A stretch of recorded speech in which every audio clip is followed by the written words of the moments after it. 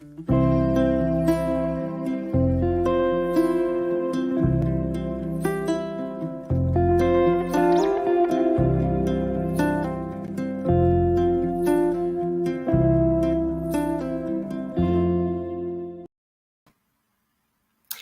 to UCC's Global Speaker Series. Tonight we're joined by Mike O'Sullivan and Professor Andrew Cottey for an in-depth discussion on the tragic events currently unfolding in Ukraine. Thanks to everyone who submitted questions in advance of tonight's discussion. The topics and themes submitted will be covered throughout the course of the conversation tonight. Mike O'Sullivan is the author of The Levelling, which outlines what's next in politics, finance, economics, and geopolitics in a post-globalization era. Mike is also a Forbes contributor and a member of the World Economic Forum's Council on the New Economy. Mike's TED Talk has been watched by more than 2 million viewers. Mike has more than 20 years experience in global financial markets, most recently as Chief Investment Officer in the International Wealth Management Division of Credit Suisse. He is a trustee of the Jane Goodall Foundation and a managing partner at the Harvest Advisory Innovation. Mike studied at UCC and Oxford, and he's taught finance and economics at both Oxford and Princeton. He's the author of a number of books, and he has contributed to Foreign Affairs, the Wall Street Journal, and the Financial Times, as well as being a regular guest on CNN, the BBC, CNBC, and Bloomberg. Andrew Cottey is a professor in the Department of Government and Politics at UCC and an EU Jean Monnet Chair in European Political Integration. He has been a NATO Research Fellow and a Research Associate at the International Institute for Strategic Studies. Andrew is currently Chair of the Royal Irish Academy's Standing Committee on International Affairs, and he's Chair of the Board of the British American Information Security Council, which is an NGO which works to advance nuclear arms control and disarmament. Andrew is the author of a number of books, and his research focuses on European security, peacekeeping intervention and conflict management, as well as civil-military relations and the roles of armed forces. This evening, Mike and Andrew are going to talk about the war in Ukraine and the implications of the current crisis on international security and defence and international trade. Welcome, Mike and Andrew. Thanks very much, Karen. Andrew. Thanks very much. Good evening, everyone. The way we're going to run this is Mike and myself will push back and forth different issues, and we'll cover both the Ukraine conflict, but also the wider geopolitical and economic ripples that we're seeing from this conflict. So I think I'll start out with a few observations about the current war in Ukraine. We'll then widen it out to the global picture, and at the end we'll come back to the war. I guess maybe to start out, one way of thinking about the Ukraine war is that it's a kind of systemic shock for the international system. So what I'll begin with is just a few comments on that. I think the first thing, one of the reasons why the Ukraine war is so shocking, is that it's really fundamental violation of the principles of the United Nations, the principles of state sovereignty, and the principles of inviolability of borders. And it's not simply done by a second order power or a small state, but this is a major power and one of the 5 permanent members of the UN Security Council. So that alone makes this a systemic shock in terms of international politics. The second way this is a shock is also simply in terms of the brutality of Russian military action in Ukraine. We're all watching this day by day, of course, unfolding in the news and on our television screens. But what's particularly striking about all of this is that this isn't smart weapons. This isn't the most advanced military technology. We're seeing the indiscriminate targeting of cities. We're seeing the besieging of cities like Mariupol, Kyiv, and so on. And this is a kind of warfare that we thought was perhaps something of the past, particularly on the European continent. So in this sense, this conflict really does take us back to 1939 and the Second World War. The third area, I think, where this is a systemic shock is also in terms of relations between Europe and the wider West and Russia. Anyone who's followed Russia and the West's relations with Russia for the past 20 years or so will have known that those relations have been quite troubled. But at the same time, I think probably the status quo up until a few weeks ago was a kind of assumption of what I'd call troubled coexistence, that we had problems with Russia, but that in some senses we could live with or work with Russia. And I think one of the things that's become clear with Russia's military action in Ukraine is that we can really no longer have normal relations with Russia. And certainly that any kind of normal relationship with Russia will not be possible whilst President Putin remains in power. Finally, just to start us off, then just a few more detailed observations on where we stand with the military situation on the ground in Ukraine at the moment.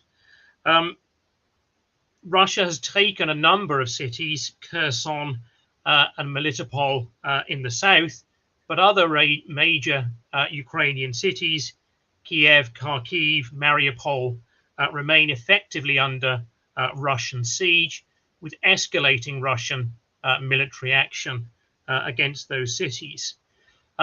If you look at the commentary from most Western military experts, they seem to suggest that Russia can and eventually will prevail in this situation. But part of the question is how long that will take, and in that context, how quickly sanctions will impact Russia and Russia's economy. It's also worth noting, people may have seen even in the news in the last 24 hours, commentary from the Pentagon, the US Department of Defense, suggesting that many of the Russian advances towards Kiev and other cities are effectively stalled on the ground. So it's not beyond the bounds of possibility that the Ukrainian government may even be able to hold out in Kiev. So we have to see how the military situation plays out on the ground. So those are some observations, I guess, firstly on the nature of this as a kind of systemic shock in international politics, and then the current military situation on the ground. What I'm going to do now is hand over to Mike, who's going to say a bit about globalization, a multipolar world, and I think some of the economic impacts of what we're looking at. Over to you, Mike. Thanks very much, Andrew. Thanks very much to everyone who's dialed in this evening. So I guess what I'll do to start with is try and put all of this in the context. Plenty of people are maybe scratching their heads and wondering, worried why so many things, great things are happening to the world, from trade wars to a pandemic to now a war in Europe. And my explanation for that is we have come to the end of one very big and very powerful and very prosperous period in world history. And that is, it's coming asunder. And as it comes asunder, we get all of these kind of eruptions and conflicts. And then something new is slowly being built. And in certain cases, if you look at European foreign policy, it's being built at high speed with the sense of urgency. If I go back to when I was in UCC in the early 90s, we had the fall of communism. And the fall of communism ushered in the second wave of globalization. We had the spread of commerce between countries. Notably, China was free to expand. We had the spread of democracy across Eastern Europe, which I think in that context makes what's happening today all the more worrisome. And effectively, we had a period of sort of 30 or so years uninterrupted, maybe by the global financial crisis, of prosperity, where billions of people rose out of poverty. And generally speaking, we had a period of unequaled peace in world affairs. And in recent years, that period of globalization has begun to sow the seeds of its own destruction. Debt levels have risen. Climate change is now extreme. Governments and central banks have needed to add more impetus to keep economies going. And in some economies like the UK and US, I guess the spoils or the benefits of globalization have not been shared widely, and we have great inequality. And I think what's happening now is we're seeing stress tests of the world order. The Trump trade war was one of those. COVID, I think, was a very positive test of humanity and medicine, but a very negative test of collaboration between countries. And that really worried me, because previously in world affairs, whenever you had a crisis, it could have been the world economic crisis, the Asian crisis, countries came together to put a series of common policies in place. And this time, countries squabbled over masks and vaccines, and there was no collaboration. And that, I think, was the sort of the cracks, if you like, in the world order beginning to show. In particular, the breakdown between the US and China. And what's happening in Ukraine now is another deadly and, in some ways, brutally medieval test of globalization. So I think globalization is coming to an end, and I think that's very important for Ireland. And what drew my interest to globalization was the fact that Ireland in the 2000s was the most, and probably still is, one of the most globalized countries in the world. So where globalization goes, we go. We have to adjust to those changes. And then very briefly, where we're going, I think we're going to a multipolar world, and that's a world effectively of 3 or 4 very big regions who are not just big and powerful, but also who do things in a very different and increasingly different way. China has its own value system, so does the States, and we're now beginning to discover or rediscover the European value system that's being imprinted quite forcefully now on policy across Europe. The irony, of course, of all of this is that one of the people who recognizes the multipolar world is Vladimir Putin, and he wants his chunk of it. The irony being that Russia is not powerful enough financially, economically, in soft power, many other ways, to really constitute a proper pole in that order. It doesn't certainly play its place, certainly not under its current president. And it's also, just to finish, a world where I think countries are very quickly taking sides. Poland has come back on side with the EU. India, I think, is now estranged from the West, given the way it's really failed to condemn what's happening. And then China is somewhat tone deaf, somewhat opportunistic. So all of these tectonic plates are beginning to break and to reshape very, very quickly. And Andrew, of course, this has big implications for Europe. And I guess observers of the European financial crisis, whatever, 9 years ago, where it took nearly a year for a common policy to be formed, will be shocked, but I hope pleased with the fact that it's taken a whole weekend for Europe to remake its foreign policy. Thanks, Mike. So yeah, I'll return to look at the impact of all of this on Europe, and it strikes me that this has been a wake-up call for Europe, but I think we could go further. It's been the kind of political equivalent of an electric shock to the European political system, if we put it like that. I mean, very clearly, I think there's been a wake-up call in terms of the reality of where Russia is at and the reality of our relations with Russia. And I think in retrospect, particularly perhaps in Western Europe, we were inclined to almost kid ourselves in relation to Russia. Russia was someone we could do business with.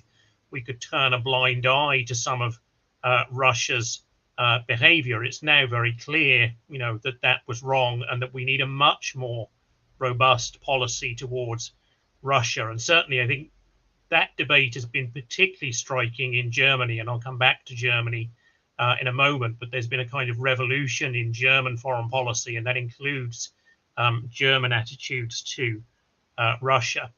And as Mike mentioned, I mean, the speed at which Europe has moved on economic sanctions is really, really striking. If you followed the debates before the war, there was lots of debates about would Europe really be willing to implement very tough economic sanctions? Would Europe really be united over those sanctions? And it's really been, I think, truly striking to see not only how rapidly the EU has moved, but also how united the EU has been.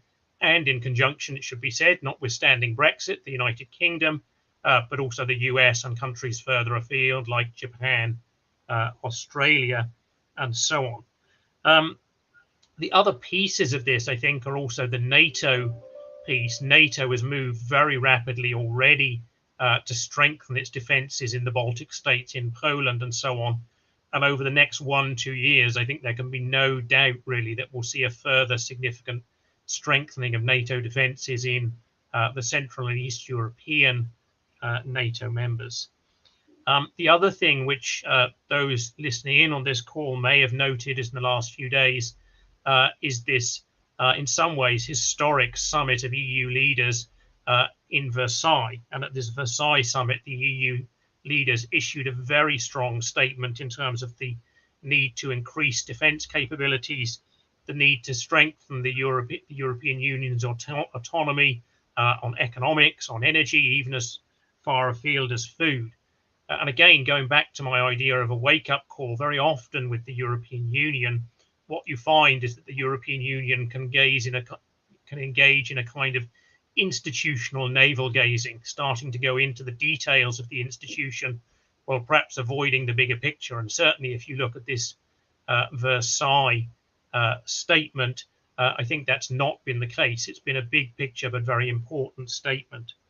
And then finally, again, just to come back to Germany, again, this revolution in German foreign policy, which many observers have commented on, three real parts to that. One is this wake up on Russia. The second one is €100 billion immediate increase in this year in defense spending for Germany, with more to come, which is really significant.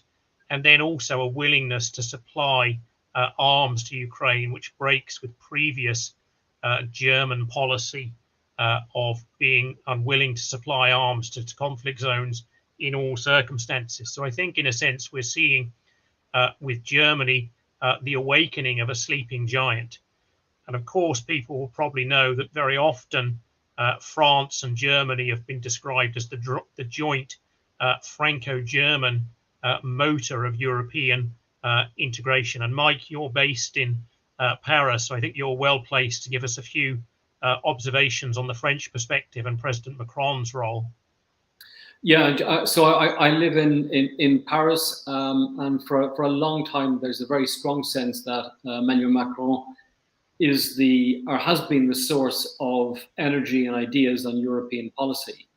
And I think what has changed now, apart from the situation in Ukraine, is that he has a government in Italy with Mario Draghi, and of course the new government in Germany, who are prepared to work with them. And at much deeper levels, the governments in those countries already work very, very closely together. So there's now a sense of critical intellectual mass, but also in terms of actually the hard policy as well.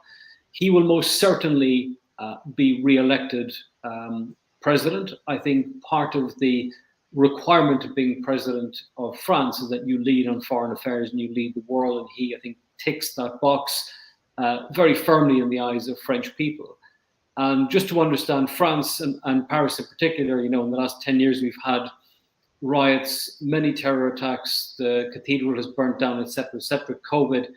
And in a way, it's the most relaxed I've seen French people, and I think they want continuity. They recognise that Macron is competent, and I think he will get a mandate. What that mandate is, we don't know yet. I'm curious as to who his new Prime Minister and Foreign Secretary will be, and also then I think I'm curious as to the way in which he's going to try and lead Europe when he's re-elected. And I think one of the things he will have to contend with is that the Eastern European countries now are much more both aggressive politically and also more powerful. If you look at, say, the Baltic states, people used to talk about Ireland as the Celtic tiger economy, and these are really foreign policy tigers. So I think the challenge for him will be working more closely with the Eastern European countries, and also, I guess, with the US. And then, I guess, bridging to other countries like China, for example. Thanks, Mike.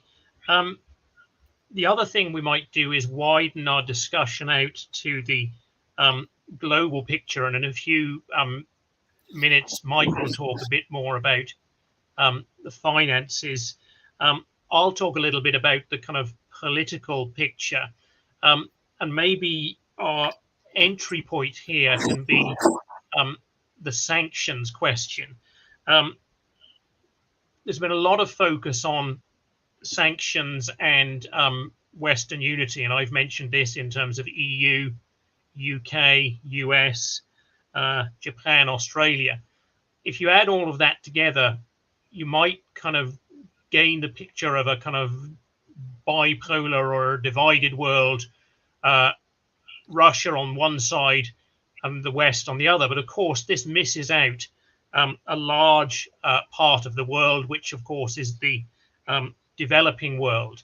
And what's striking is that if you look at the developing world, if you look at Africa, Latin America, Middle East, these are all countries which have not implemented economic sanctions against Russia in the way the West has. So thinking of this in terms of a kind of simple division between the West and the Russia misses a large part of the world, which gets to Mike's point about us living in a multipolar world where developing countries, but especially large developing countries, really matter.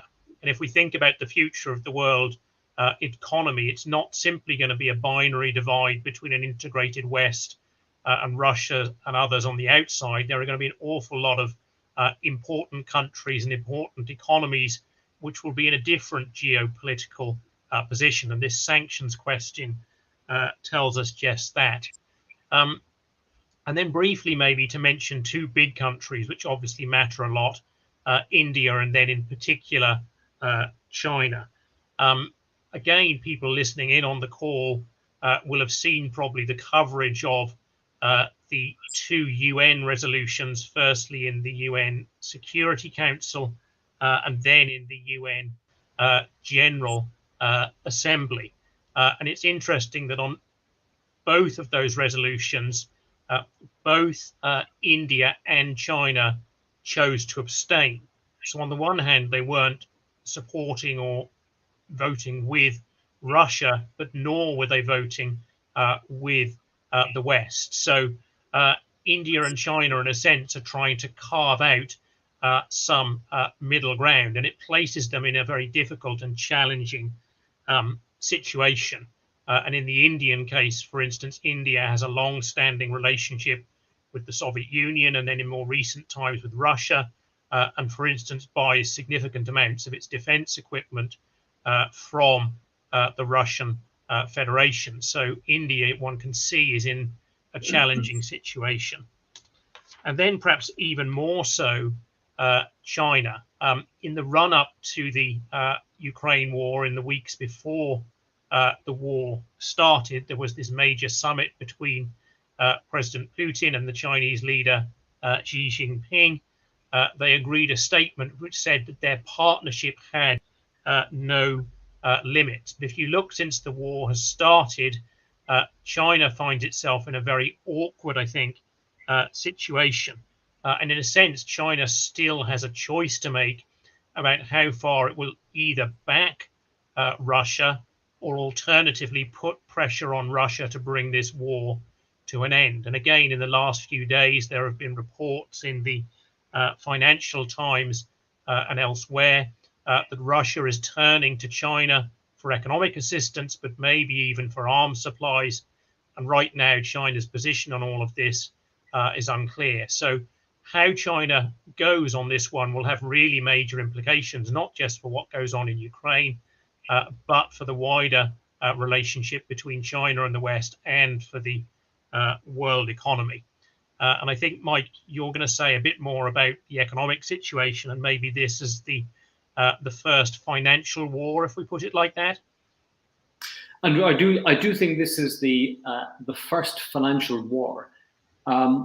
If we go back to the pre-invasion period, the consensus was that the Russian military was sophisticated. A Russian general had invented the doctrine of total war, where you use deception, cyber warfare, different forms of warfare to disable your enemy. And the consensus view is that the West was both weak and powerless. And in fact, the opposite is true. Russia has waged a war that looks more like something out of the Second World War, and the response from the West and Europe in particular has been fast and also been focused on finance and the economy. Notably, that's one of the areas where Russia is weakest.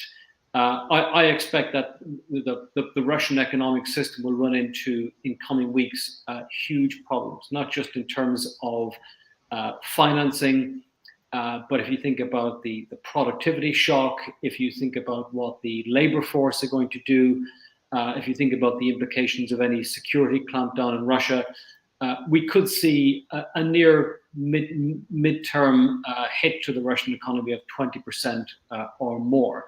The open question for me is what kind of social unrest or civil disobedience that will cause in Russia, and also to a large degree in its little brother in Belarus, given that we've had pro-democracy protests in Belarus in the last couple of years.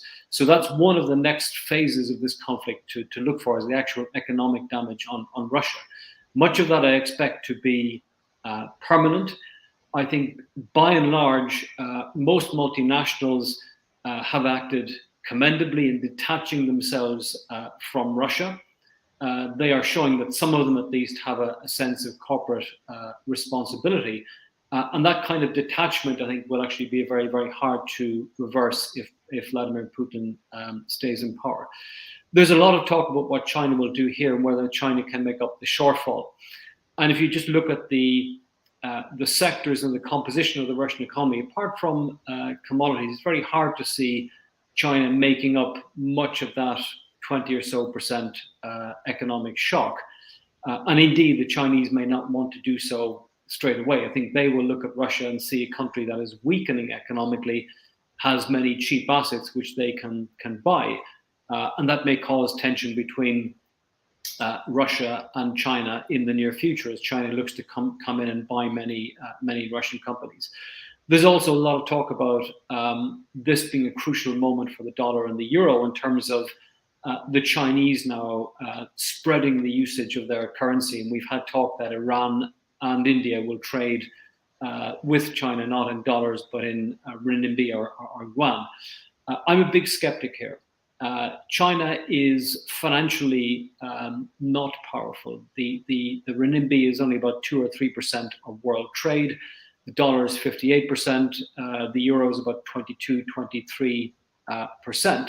And I don't think this is a big change in terms of the pickup in the adoption for the Chinese currency. I think it needs at least to really deepen and broaden its financial markets.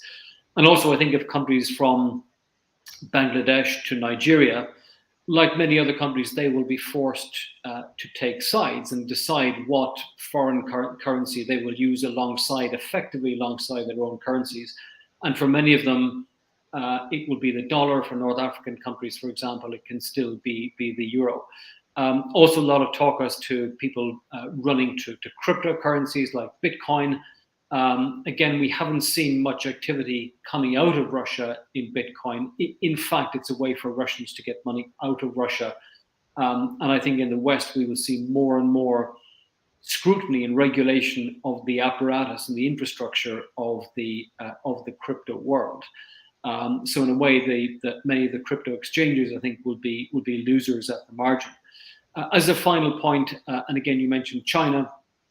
I think China has steadily becoming more self-sufficient in its financial infrastructure. In my mind, one of the things that is proof that globalization is ending is the sort of the ending or the snuffing out of democracy in Hong Kong, and the undercutting of its financial markets with the corresponding building up of Shanghai and Shenzhen as a financial center.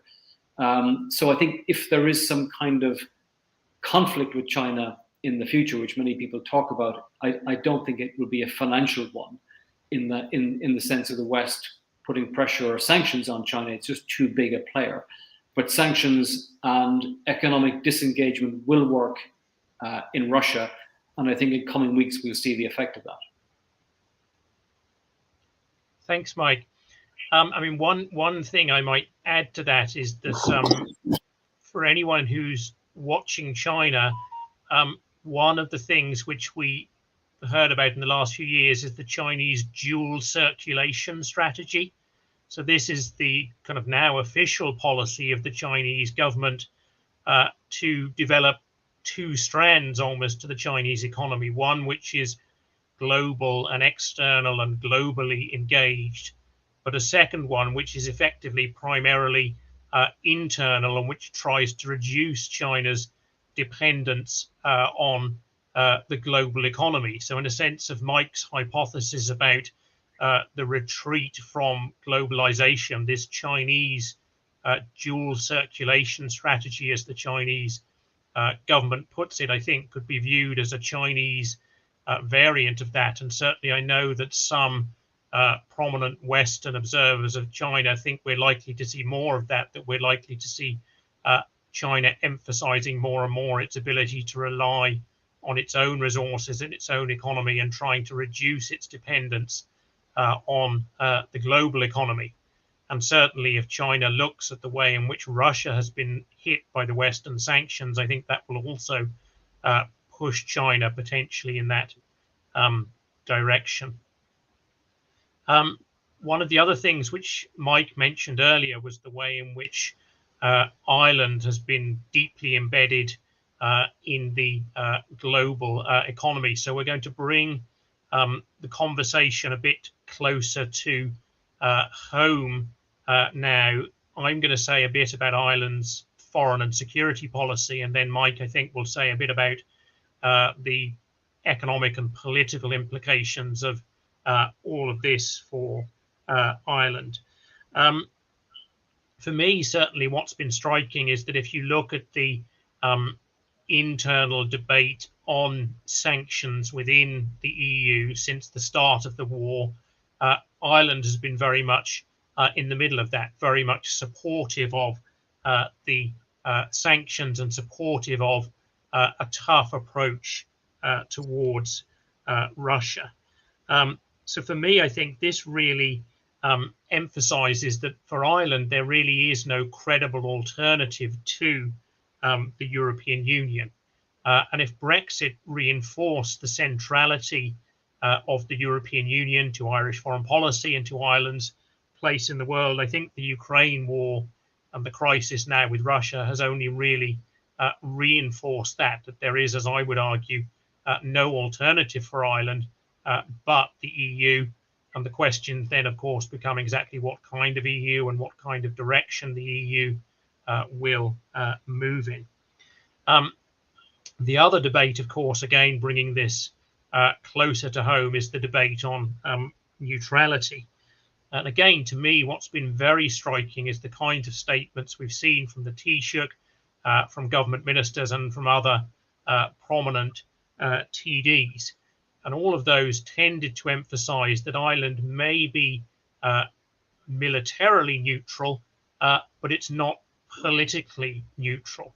So for me, one of the things which I think has emerged very clearly in the debate here in Ireland in the 2-3 weeks since the war started has been a clearer definition of neutrality as military neutrality, but not political neutrality.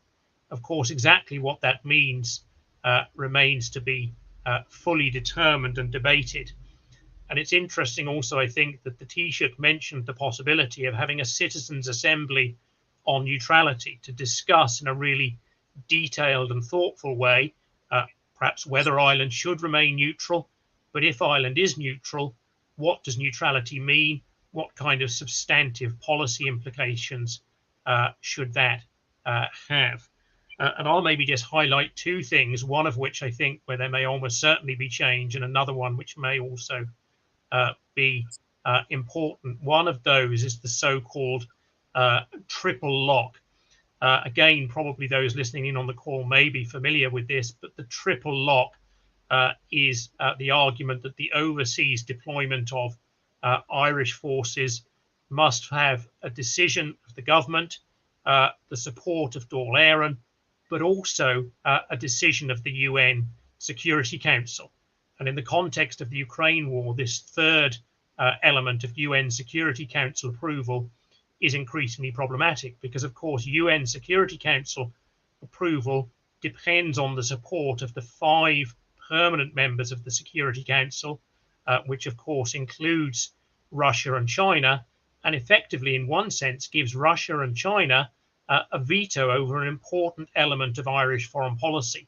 So I think that in coming months and over coming years, we may well see a rethink of that question of that particular element of the triple lock, and an argument that the deployment of Irish forces overseas cannot be dependent on an institution where Russia and China have a veto. And then maybe one other element to add, well, perhaps two. One is the debate on NATO, and I mean, Mike may want to row in on this as well. My own view is that I think for a variety of reasons, it's unlikely that Ireland will join NATO, but perhaps we can return to that. The other thing is the role of the defence forces. And again, people watching this call may be aware of the recent report of the Commission on the Defence Forces put together by the Irish government over the last year. And the Commission strongly argued effectively that the Irish Defence Forces have been underfunded and underarmed. So I think over the next year or so, we're going to see a major debate on the Defence Forces, and we're probably going to see significant increases in funding for the Defence Forces. So those are some reflections on the more foreign security defence policy implications of all of this for Ireland. I'll hand it back to Mike now, who I think is going to talk a bit more about the economic and political implications of all of this. Yeah, Andrew, I'll focus on the economy. I am reminded on neutrality, Corkman Sean Foylon referred to Ireland's policy of neutrality as Ireland sleeping behind a big green curtain. And we are just waking up from that. And I think the route we will go down is to join a European army, hopefully much better funded and equipped. And I know people in the defence forces are rightly very hungry for extra support and resource there. On the economy, if I compare Ireland today to Ireland when globalization began, our economy is very strong. It's stronger than that potentially it ever has been. I think economic management is much better. This is maybe the sort of third economic emergency we've had now since the European financial crisis, COVID, and the resource that needed to be deployed to help refugees, etc. So the policy is growing up, and structurally the economy is much more strong. The risk is maybe twofold. One, in the context of globalization, that we are still very skewed to globalized companies, to US multinationals, and potentially there needs to be more to be done to build up a domestic sector, and also Irish companies that can do more business with France and Germany. And there, I think we probably need a bit more attention to things like languages, even at the level of universities as well as down to schools. But for me, I think the watchword is really just being very careful about outside factors in the world economy, of which there are many now. Look at how commodity prices are impacting our inflation in Ireland. To some degree, what's happening with interest rates internationally is impacting our housing market, and certainly international investors are impacting our housing market. So I think we have to do a job of intermediating outside forces on the economy. As a final word, I think on the political aspects, Ireland will has to become more Europeanized, more engaged with European policy in certain select areas. And also, I think, given the way the US and Europe are acting together, but in slightly different ways and with different aims around Ukraine, Ireland is maybe the one country in Europe that can act as a sort of transatlantic bridge to translate policy and diplomacy from the US to Europe and vice versa. Thanks, Mike. in a few minutes, we'll come to an end and we'll talk a bit about possible scenarios, both in terms of the war itself and maybe some of the wider implications. I'm just looking at a couple of the questions that have come in, and maybe I'll take one on. I'll put one to Mike. I'll give you a moment to think about it, Mike. So one question is the question of Ukrainian membership of the EU. You know, should that be advanced? Should it be advanced rapidly? Is it realistic? So well, Mike is thinking about that. I might address one other question which has been asked, which is the question of the origins of the war and how far, if we put it in simple terms, is this to some extent NATO and perhaps the EU's fault, in that by promising to enlarge into Central Eastern Europe, by offering membership to Ukraine, even if at some unspecified future date, did the West unintentionally trigger this war and create circumstances in which severe Russian reaction was inevitable. My own view would be that that's only part of the story. And I think the other thing we can note is that even aside from EU membership, and again, if you look at this famous essay which President Putin published last year, that even rejected the idea of an independent Ukrainian state. So I think from the perspective of President Vladimir Putin and the Russian elite, the problem hasn't simply been NATO or the European Union. The problem, in a sense, has been the very existence of an independent Ukrainian state. The other thing I think we can say also, and this would be my view, that in some senses this is very much one man's war, in a sense. It's President Vladimir Putin's war. If you look at the situation as it was evolving in 2021, or as it was evolving at the beginning of this year, there was nothing on the ground that was triggering this situation in Ukraine. Ukraine wasn't about to join NATO. There was no genocide in the east of Ukraine, as the Russian government claims. So it seems to me that I think there really is a strong case that ultimately this was President Vladimir Putin's decision to go to war. But certainly I think historians will look back at this and will ask many questions about the origins of this conflict. So Mike, what are your thoughts on this question about Ukraine joining the European Union? Is it possible? Would it be sensible for the EU to take action on this now? So I think if you know, before the invasion, we were to look at Ukraine in terms of its institutions, politics, economics, it would ordinarily be quite far down the list of countries that would qualify for membership of the EU in terms of how far advanced they are economically, etc. What that suggests to me is that in coming weeks there will be some kind of symbolic acceptance of Ukraine's application for membership, with quite a long roadmap to full practical membership.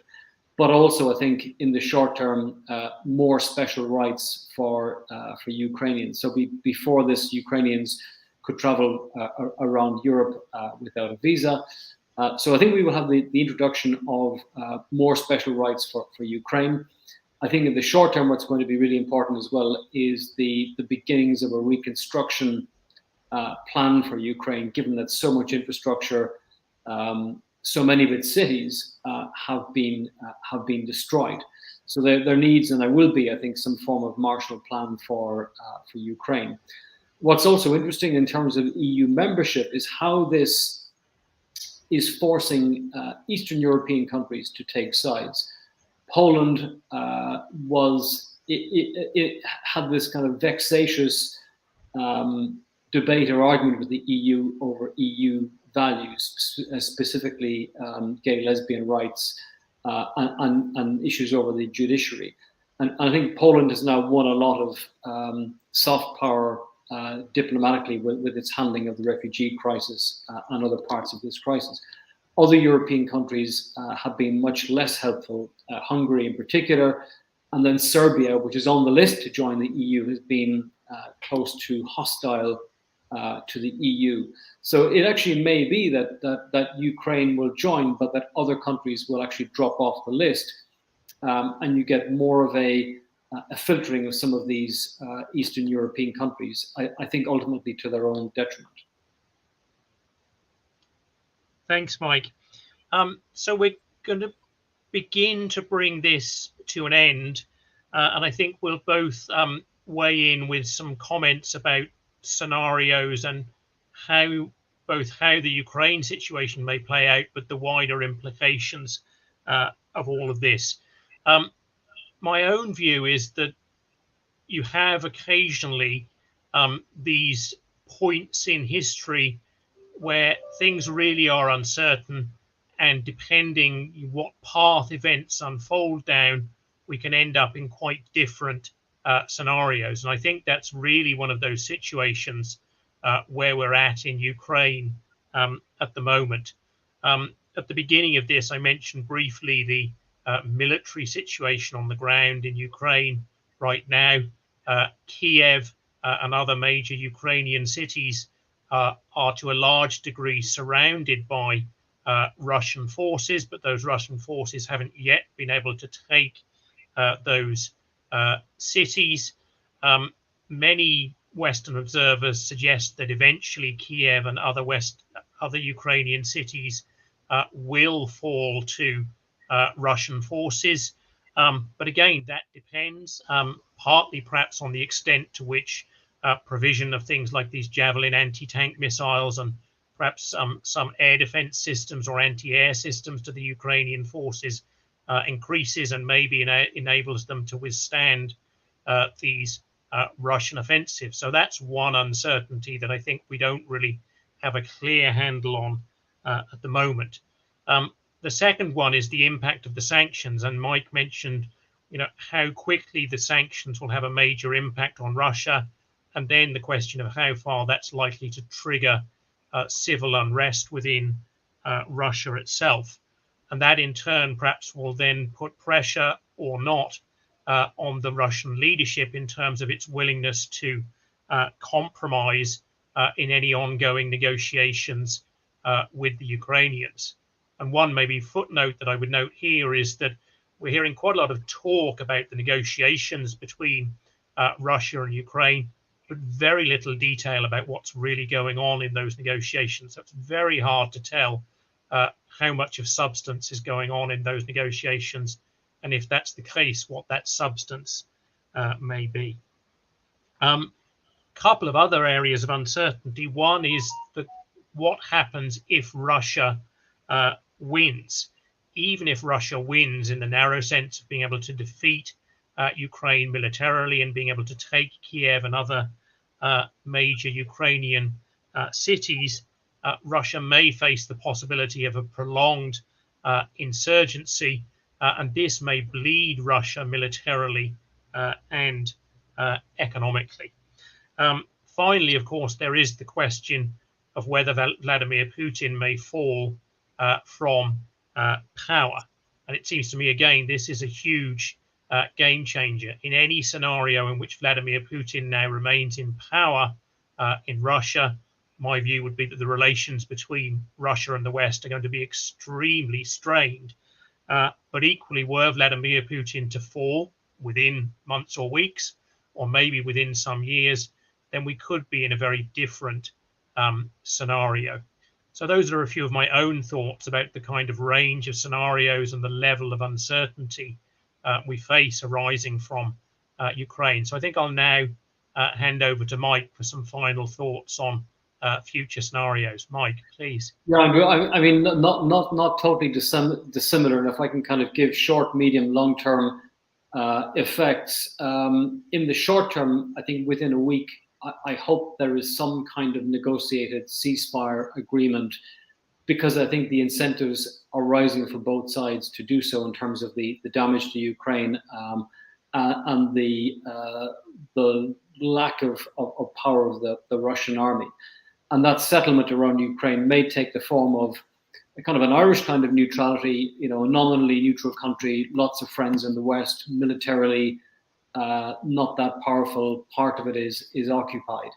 Then the medium term, I think there is great strategic sense and moral sense for the West to keep maximum economic and financial pressure on Russia.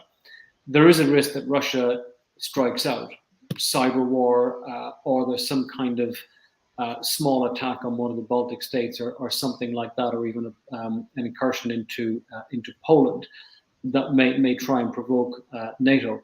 But I think in that scenario, the pressure really is on Russia.